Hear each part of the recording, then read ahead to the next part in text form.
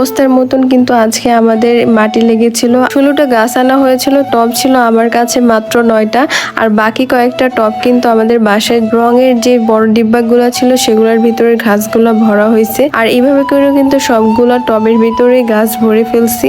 ছাদের উপরে যেহেতু গাছ লাগাচ্ছি সেক্ষেত্রে তো এটার যত্ন একটু এক্সট্রা করে নিতেই হবে, সেগুলো আসলে সামনে দেখতে পাবেন। আর এই তো আপনাদের ভাইয়া আর আমি কিন্তু ছাদের কোণারে এই গাছগুলা নিয়ে যাচ্ছিলাম। বাগান বিলাস গাছটা আমি একদমই এটা থেকে উঠাই নাই, যেহেতু এটা টিনের একটা ড্রাম দিয়ে গাছটা ছিল। আর এই তো একটা একটা করে গাছ কিন্তু একদম এই পাশে দেওয়াল ঘেঁষে করে সুন্দর করে দিয়ে দিচ্ছিলাম। তবে অল্প অল্প করে সবকিছু সাজাবো, আস্তে আস্তে দেখতে পাবেন। তো একটা একটা করে দুজনেই কিন্তু নিয়ে যাচ্ছিলাম গাছগুলা, যেহেতু অনেক ভারী। আর এই সাইডে শুধু ফুল আর পাতার গাছগুলো রেখেছিলাম, আর এই সাইডটাতে কিন্তু এই বড় একটা মালটা গাছ এটা কিন্তু এই পাশে রাখলাম। আর বাকি মালটা গাছ, লেবু গাছ, তারপর ড্রাগন গাছ, সব গাছই কিন্তু এক সাইড করে রেখে দিয়েছি আর এই পাশে সুন্দর করে রেখে দিয়েছি। হয়তো বা এখনই এটা ফাইনাল সাজানো না, তারপরে কোথায় কি করলে ভালো লাগবে আপনারাও কিন্তু কমেন্ট করে জানাতে পারেন। তাহলে কিন্তু আপনাদের কাছ থেকে আইডিয়া নিয়ে আসলে ছাদটাকে সুন্দরভাবে সাজাতে পারবো। তবে আমারও তো এক্সট্রা একটা আইডিয়া আছে। আর গাছগুলো দুই পাশে রেখেছি, আর